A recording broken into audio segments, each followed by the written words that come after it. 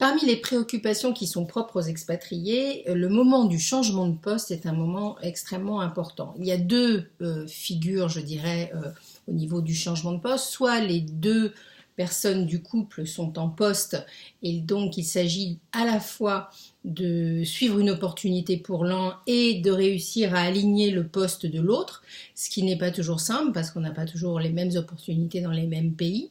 Et dans ce cas-là, très souvent, on s'aperçoit qu'il s'agit donc de mettre en avant la carrière de l'un par rapport à la carrière de l'autre. Et c'est pas toujours simple pour l'autre, celui qui a l'impression de se mettre en retrait.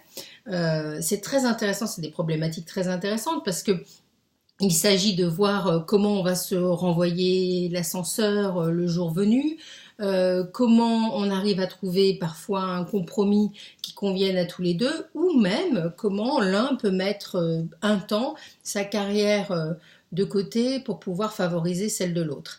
Et là, c'est une épreuve dans le couple, c'est une épreuve très très importante parce qu'il s'agit de savoir comment est-ce qu'on chemine ensemble, est-ce qu'on est bienveillant l'un vis-à-vis de l'autre, ou est-ce qu'on a l'impression que l'autre nous entrave. Donc ça, c'est un sujet que je rencontre assez souvent. Et puis l'autre sujet, c'est-à-dire quand l'expatriation n'est liée qu'au poste d'un, et hélas, la plupart du temps, ça reste encore une femme qui a suivi son conjoint avec les enfants en expatriation.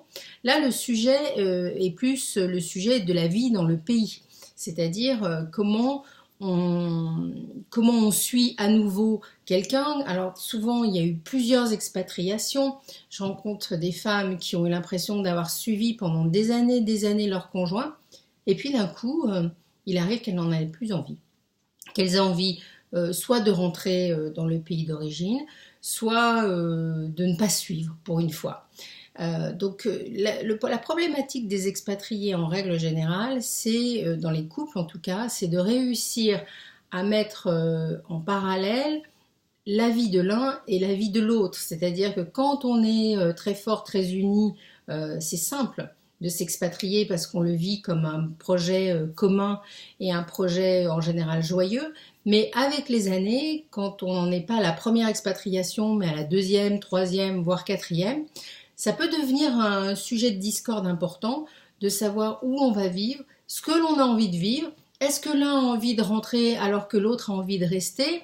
Est-ce que les enfants qui ont été élevés à l'étranger, on peut les ramener dans le pays d'origine, ou est-ce qu'au contraire, désormais, ils appartiennent plutôt à leur pays d'adoption? Ce sont des problématiques extrêmement fréquentes chez les expatriés et en règle générale peu fréquentes chez les gens qui ne sont pas expatriés. C'est assez passionnant, je dois dire. À bientôt.